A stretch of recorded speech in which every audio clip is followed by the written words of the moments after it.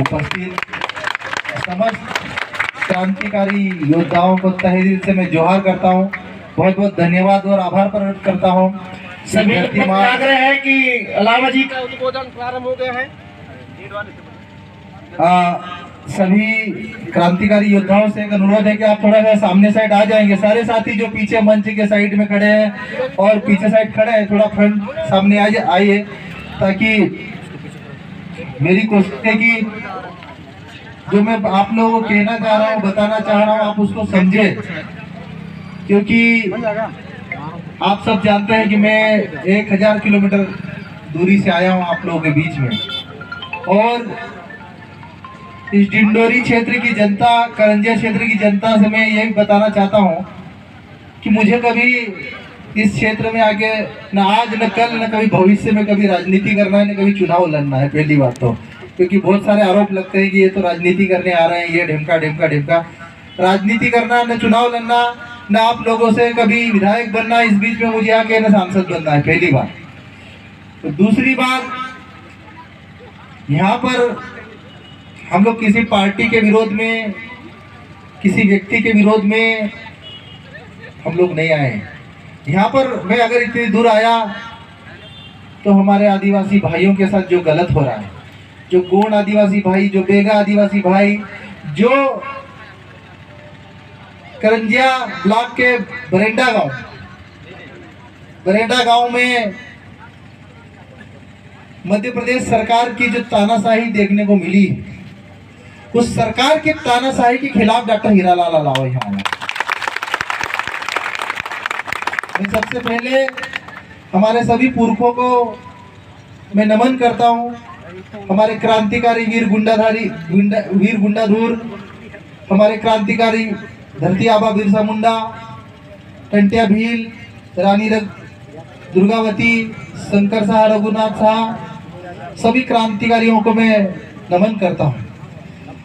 मैं यहाँ क्षेत्र की जो जनता जनार्दन, जिनके दिल में आज भी आदिवासियों के लिए जो पीड़ा है, दर्द है, उनके समर्थन में खड़े होने का साहस है, आप सभी को भी मैं नमन करता हूँ, तहे दिल से आपको प्रणाम करता हूँ। साथियों, मध्य प्रदेश में जो आदिवासियों के साथ आज जो हो रहा है, तो देश के किसी भी राज्य के आदिवासियों के साथ नहीं हो रहा है। यहाँ पर हमारे आदिवासी भाइयों को जल, जंगल और जमीन से बेदखल करने का जो सरकारी षड्यंत्र चल रहा है, जो कूटनीतिक राजनीतिक षड्यंत्र चल रहा है, उन षड्यंत्रों के खिलाफ लड़ाई लड़ने के लिए हीरालाल अलावा आप लोगों के साथ यहाँ आया। साथियों, पिछले 23 जून को आपके बरेंडा में आदिवासी भाइयों को बिना किसी सूचना के, बिना किसी नोटिस के, बिना किसी आदेश निर्देश के, सिर्फ तानाशाही, दादागिरी, गुंडागिरी के दम पर, बंदूक के दम पर उन आदिवासियों को डराने की, धमकाने की, उनके घरों को तहस नहस करने का जो राजनीतिक कूटनीतिक षड्यंत्र मोहन यादव सरकार के संरक्षण में आओ, सरकार के खिलाफ आप लोगों के बीच में आया हूं। साथियों, जिस प्रकार मोहन यादव सरकार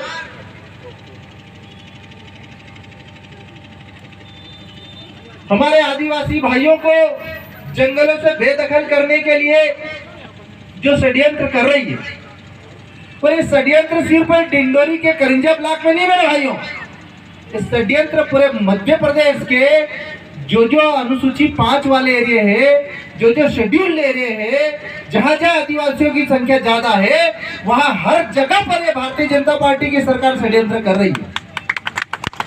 कहीं पर बांध परियोजनाओं के नाम पर आदिवासियों गांवों को उजाड़ा जा रहा है, कहीं पर टाइगर रिजर्व के नाम पर आदिवासी गांवों को उजाड़ा जा रहा है, कहीं पर वन्य जीव अभयारण्य के नाम पर आदिवासी गांवों को उजाड़ा जा रहा है, कहीं पर माइनिंग खनन के नाम पर आदिवासी गांवों को उजाड़ा जा रहा है। और सबसे बड़ी दुख की बात है कि इस प्रदेश और इस देश की सरकार, जो भारतीय जनता पार्टी की सरकार, केंद्र में मोदी की सरकार, यहाँ पर मोहन यादव की सरकार जंगली सुअरों को पालने के नाम पे आदिवासी घरों को उजाड़ रही है। ये भेड़ियों को पालने के नाम पर आदिवासी घरों को उजाड़ रही है। सांपों को पालने के नाम पर आदिवासी घरों को तोड़ रही है। जंगली जानवरों के नाम पर आदिवासी घरों को उजाड़ने का काम कर रही है। ऐसी संवेदनहीन सरकार के नेताओं के खिलाफ डॉक्टर हीरालाल लावा यहाँ आया है। पिछले दिनों 23 जून को जिस प्रकार आपके बरिंडा में आदिवासी घरों को बिना किसी नोटिस से घरों को तोड़ा, सेम मोहन यादव सरकार ने खातेगांव कन्नौज के पास खिवनी में 40 आदिवासी घरों को तोड़ा और उनको भी बिना नोटिस के उन्होंने तोड़ा। ये पूरा मिल के सरकार कूटनीतिक षड्यंत्र कर रही है। वहां पे भी सुबह 7 बजे इनके बुलडोजर पहुंचे। आज हम बरिंडा गांव गए थे। सरकार एक तरफ कह रही कि अवैध अतिक्रमणकारी, हमने हमारी पूरी जैश योद्धाओं की टीम ने एक परिवार से हम लोग मिले। अभी कई बुजुर्ग जो बेगा कम्युनिटी की जो संरक्षित जनजाति है उनके हमारे मंच पांडाल में उपस्थित, उनसे बात की। उन्होंने कहा कि हमारे तीसरी पीढ़ी के लोग, चौथी पीढ़ी के लोग यहाँ पर निवास कर रहे हैं। मैं कहता हूँ मोहन यादव सरकार से, ये आपका कलेक्टर झूठा है, ये आपका एसडीएम झूठा है, आपका डीएफओ झूठा है। बिना किसी जांच के, बिना किसी नोटिस के इन्होंने आदिवासियों के घर तोड़े, आदिवासी महिलाओं को मारा, आदिवासी बच्चों को मारा, पुरुषों को मारा। इनके ऊपर ST/SC एक्ट में तो FIR होनी चाहिए, साथ में ऐसी धाराओं में FIR होना चाहिए कि पूरा जीवन इनका जेल में निकलना चाहिए। और मैं आप सभी डिंडोरी वासियों से और यहाँ के आदिवासियों से मैं कहना चाहता हूँ, भाइयों, अगर इस लड़ाई में अगर अब तुम पार्टी लेके चलोगे कि ये पार्टी वो पार्टी, तो आप लोगों को जमीन में गाड़ देंगे ये सरकार। मतलब पार्टी से ऊपर उठो, समाज की लड़ाई है, तो समाज जिंदा रहेगा तो ये आदिवासी जिंदा रहेगा। हम तुम्हारे साथ, क्योंकि अगर यह समाज एकजुट नहीं होगा तो अभी आप लोगों को पता, आपके डिंडोरी जिले की घटना बता रहा हूँ। 4-5 ऐसे गरीब आदिवासी जिनके पास BPL के कार्ड है और यहाँ के जमीन माफियाओं ने 1000 एकड़ उनके नाम पे जमीन खरीद ली। क्या है कि कलेक्टर को नहीं पता, क्या SDM को नहीं पता, क्या सरकार को नहीं पता? ये सब मिलकर आदिवासियों को हटाने का षड्यंत्र कर रहे हैं मेरे भाइयों। इसलिए अभी भी वक्त है, आप सब एक हो जाओ तो बचोगे। पर अगर एक नहीं हुए, पार्टियों में बटे रहे, तो बड़े पैमाने पर आदिवासियों को यहाँ से हटाया जाएगा। और हमारे कुछ भाइयों ने कहा कि ये हाथियों को छोड़ रहे हैं। ये सच बात है कि इनका षड्यंत्र है। टोली की टोली में हाथियों को छोड़ रहे हैं ताकि हाथियों के डर से आदिवासी भाग जाए। थोड़े दिन बाद आपको आपके जंगलों में या आसपास के गांव में शेरों चीतों को छोड़ेंगे।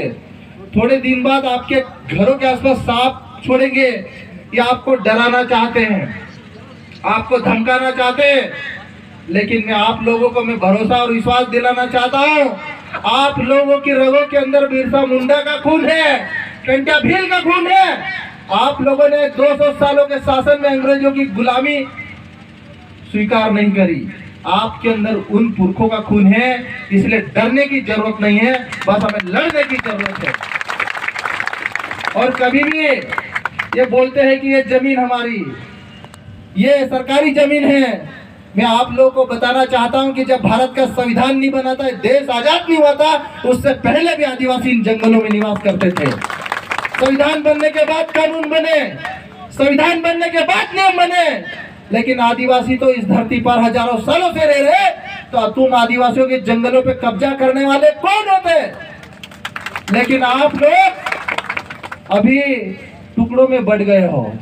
अभी हमारी बहुत सारे कुछ बहनें बोल रही थी कि आप लोग अलग अलग गौड़ में, देवताओं में, अलग अलग समूहों में, समुदायों में बढ़ गए हो। मैं आप लोगों को कहना चाहता हूं, अगर आप लोग एक नहीं हुए, टुकड़ों में बटे रहे, तो मध्य प्रदेश की सरकार, ये भारतीय जनता पार्टी की सरकार अगले 5 सालों में मध्य प्रदेश के 2000 से ज्यादा आदिवासी गांवों को खदेड़ने वाली, हटाने वाली परियोजनाओं के नाम पर, बांध परियोजनाओं के नाम पर, चाहे अलग अलग प्रोजेक्टों के नाम पर लगभग 2000 आदिवासी गांवों को हटाने जा रही। और ये सिर्फ डिंडोरी मंडला तक सीमित नहीं है। धार, जालवा, बड़वानी, खरगोन से लेकर प्रदेश के प्रत्येक जिले के आदिवासियों से उनकी जमीन छीनने की कोशिश कर रही है।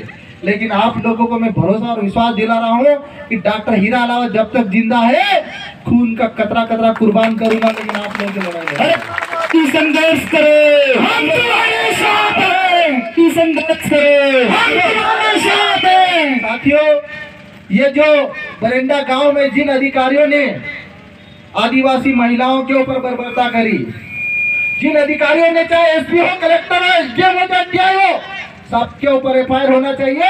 और अगर नहीं एफआईआर करेंगे तो सिर्फ डिंडोरी नहीं, पूरे मध्य प्रदेश नहीं, देश के 10 राज्यों को लाके खड़ा करूंगा और हम लड़ेंगे इनके लिए।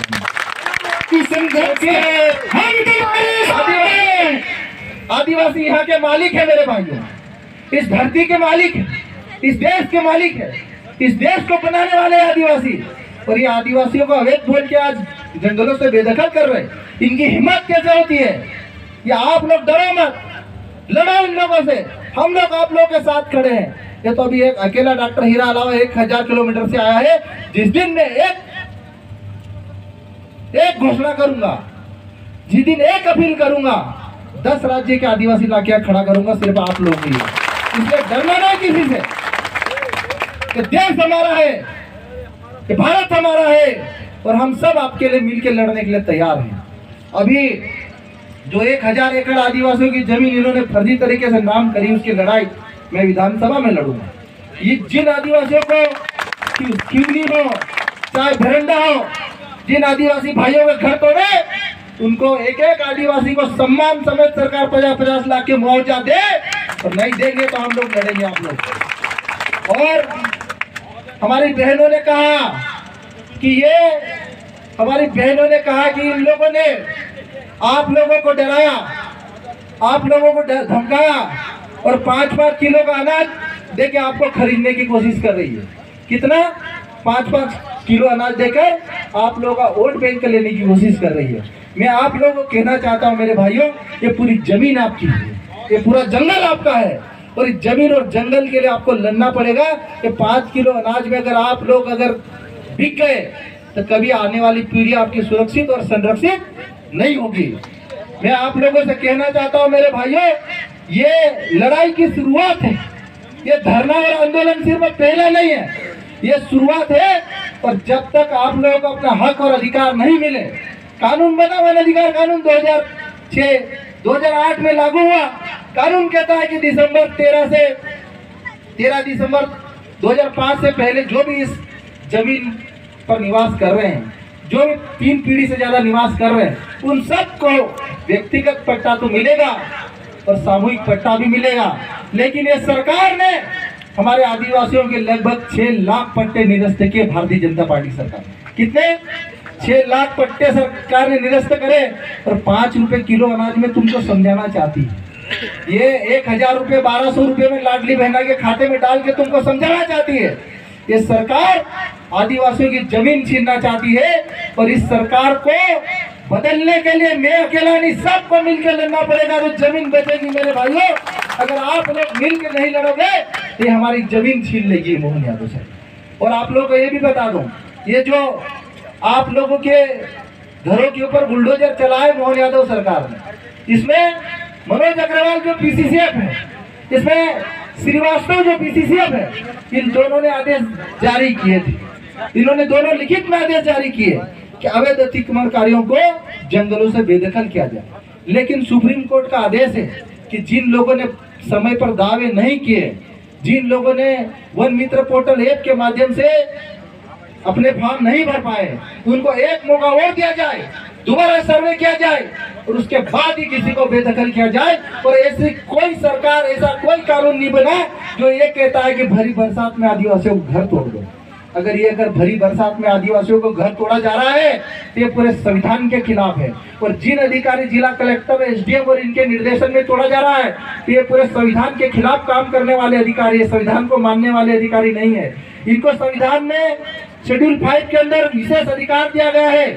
अधिकारियों को जिम्मा सौंपा गया है कि तुम शेड्यूल 5 के पालन करवाओगे, आदिवासियों को सुरक्षा और संरक्षण दोगे। लेकिन भरी बरसात में अगर आदिवासियों के घर तोड़ रहे तो ये लोग दोषी है, ये लोग अपराधी है और इनके ऊपर सरकार कार्रवाई नहीं करे तो पूरे मध्य प्रदेश का आदिवासी एकजुट होकर इनके खिलाफ कार्रवाई कराना पड़ेगा। ये लड़ाई को लड़ना पड़ेगा। अगर हम और आप नहीं लड़े लड़ाई, ये जमीन जो हमारे पुरखों ने लड़के बचाई, बिरसा मुंडा शहीद हुआ आदिवासियों के लिए, टंट्या भील शहीद हुआ, मुंडा धूर शहीद हुआ और हमारे दादा हीरा सिंह नरकाम आप लोगों के लड़ के पूरा जीवन उन्होंने समर्पित कर दिया। लेकिन अगर आप भी अगर नहीं जागे, एकजुट नहीं हुए तो हमारे जल जंगल जमीन और हमसे छीन ले जाएंगे। लेकिन मेरे भाइयों, आप लोगों को मैं कहना चाहता हूँ, हीरा अलावा भी विधानसभा के भीतर है और ये शेर दहाड़ेगा, आप लोगों के लिए लड़ेगा, आप लोगों की आवाज उठाएगा। और जब तक इनके ऊपर कार्रवाई नहीं होती, सरकार अगर इनको जमीन के पट्टे नहीं देती, मुआवजा नहीं देती, कार्रवाई नहीं होती, ये लड़ाई जारी रहेगी। ये धरना प्रदर्शन अभी शुरुआत है, ट्रेलर है, पिक्चर में बाकी है मेरे भाइयों। हम लोग पूरी योजना और प्लानिंग बना के लड़ेंगे। अभी कुछ लोगों को लग रहा होगा कि ये पार्टी का, किसी पार्टी का कार्यक्रम है, ये जयस एक सामाजिक संगठन है मेरे भाइयों, ये समाज है। और इस समाज में अभी कुछ लोगों को सूचना मिली होगी, कुछ लोगों को नहीं सूचना मिली होगी। लेकिन अगली बार जब धरना प्रदर्शन करेंगे तो 10 राज्य के आदिवासी आएंगे, ये भी मैं बता देना चाहता हूँ मेरे भाई। आप सभी को जय जोहार, जय आदिवासी, जिंदाबाद। हम तुम्हारे साथ हैं।